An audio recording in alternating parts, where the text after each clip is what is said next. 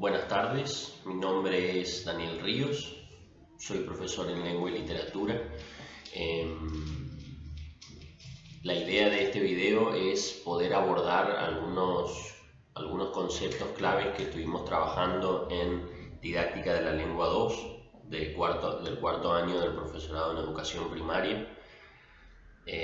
Creo que el objetivo es definir algunos conceptos bien significativos, ¿no?, que van a permitir ayudarnos y a ubicarnos epistemológica y conceptualmente en el ámbito de la lengua y la literatura.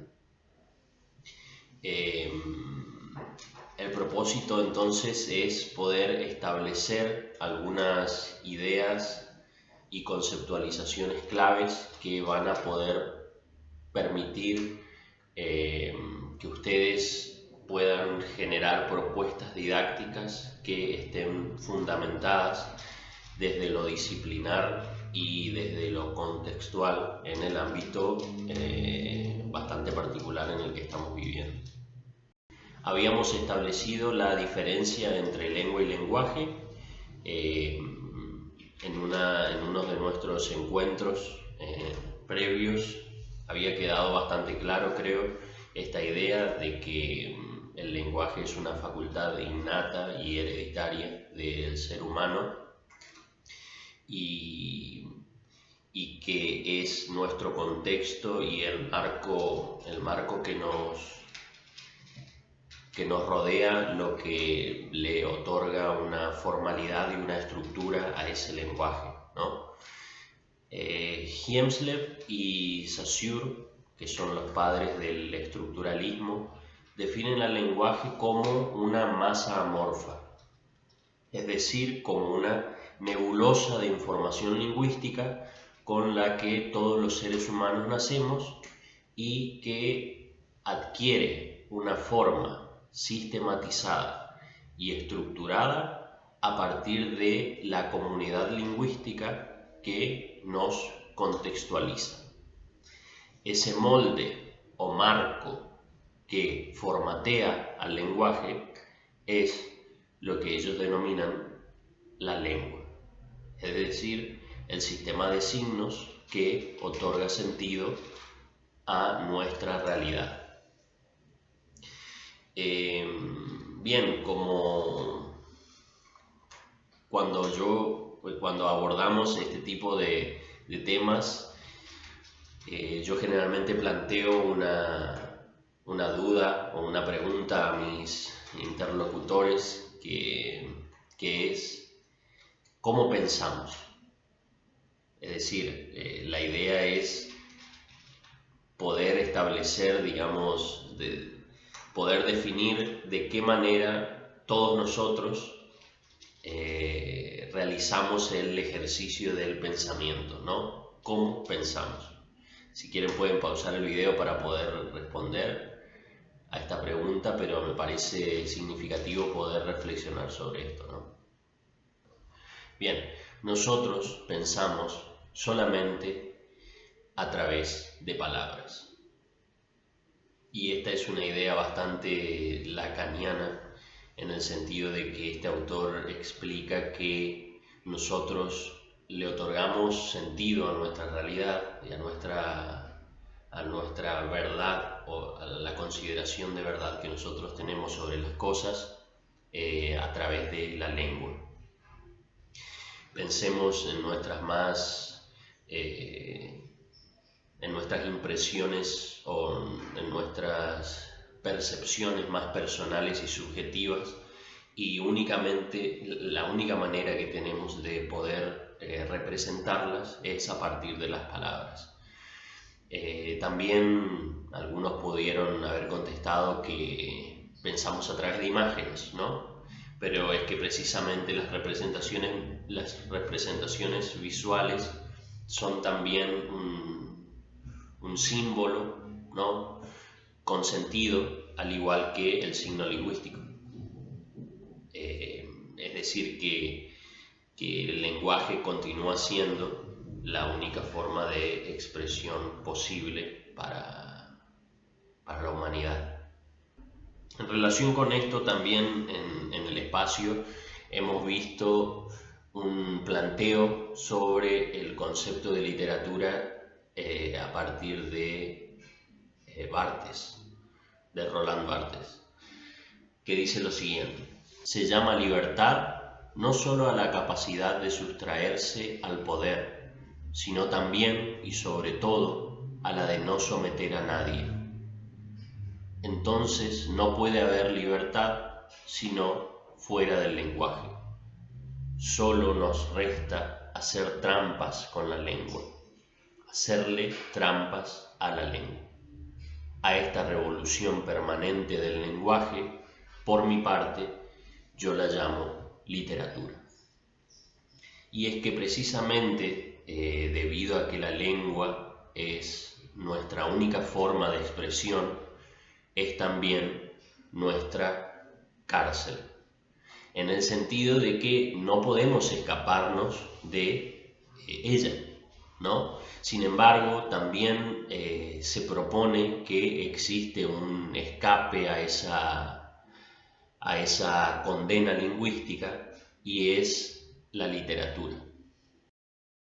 Pero claro, esto plantea un dilema filosófico y metafísico en un punto, debido a que la única forma de luchar contra la lengua es a través de la lengua, a partir, por supuesto, de ciertos recursos literarios y recursos líricos que subvierten esa sistematización y esa estructura que nos propone y nos enmarca la lengua, ¿no? Entonces la literatura es una subversión, una rebelión contra lo convencional y lo establecido y lo sistematizado que representa el lenguaje. Bien, vamos a leer el fragmento de un poema para poder pensar sobre esto. Es el amor. Tendré que ocultarme o huir. Crecen los muros de su cárcel, como en un sueño atroz. ¿De qué me servirán mis talismanes? El ejercicio de las letras, la vaga erudición. Estar contigo o no estar contigo es la medida de mi tiempo. Ya el cántaro se quiebra sobre la fuente, ya el hombre se levanta a la voz del ave, ya se han oscurecido los que miran por las ventanas, pero la sombra no ha traído la paz. Es, ya lo sé, el amor, la ansiedad y el alivio de oír tu voz, la espera y la memoria, el horror de vivir en lo sucesivo. Es el amor con sus mitologías, con sus pequeñas magias inútiles. El nombre de una mujer me delata. Me duele una mujer en todo el cuerpo. Tenemos que tener en cuenta una cualidad bien específica de la literatura, que es que permite una experiencia estética. ¿Y esto qué quiere decir? Que su lectura se percibe a través de nuestras percepciones y nuestros sentimientos.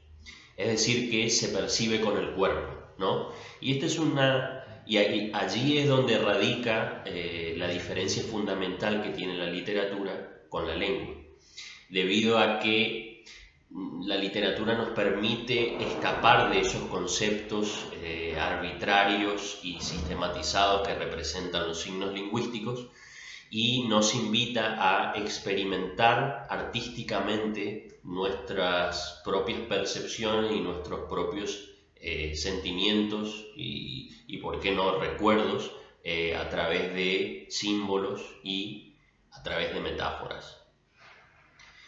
Para ser más específico, volvamos al fragmento que hemos leído. ¿Cómo se mide el tiempo en la realidad? En horas, minutos y segundos, ¿no? ¿Cómo se mide el tiempo a través de un poema de amor? en la ausencia y la presencia de la persona que se ama. ¿Cómo definimos a la noche a partir de la lengua? Pues como ausencia del sol, ¿no? ¿Y cómo se describe la noche en la literatura? Cuando se oscurecen quienes sufren por amor. Y a esto se refiere Barthes cuando plantea que las representaciones literarias son posibilidades de libertad, porque permiten la experimentación artística de sensaciones mucho más reales que la propia realidad. En este sentido, la literatura puede expresar algo mucho mejor en una metáfora que lo que puede definirse en un concepto a través de la lengua. ¿Por qué enseñar literatura? Bueno, como hemos dicho, porque permite la experimentación de sensaciones y de sentimientos que muchas veces nosotros no podemos o se nos hace difícil expresar, porque promueve la imaginación de mundos posibles y de posibilidades,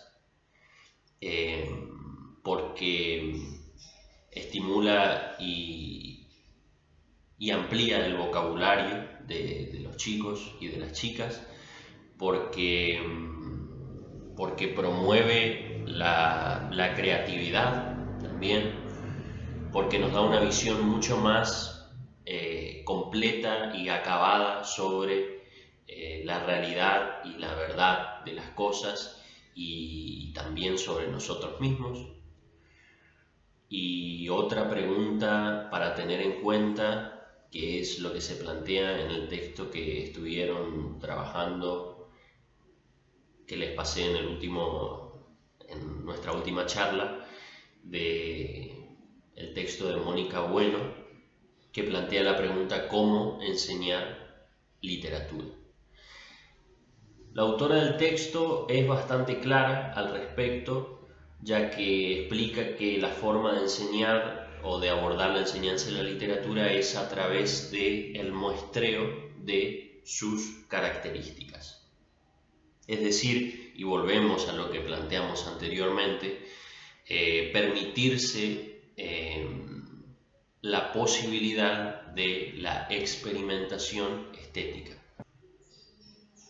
Es importante que nosotros como docentes tengamos en cuenta que la literatura tiene que ser un espacio para la reflexión, para la resignificación de las historias y los relatos que nos propone, y también para la creación literaria, para la creación artística.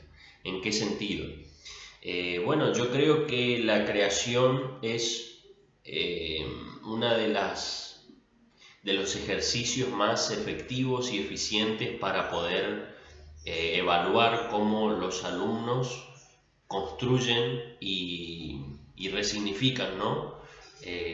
Los diversos géneros literarios, por ejemplo, o las diferentes tipologías textuales en particular que se esté tratando en ese momento.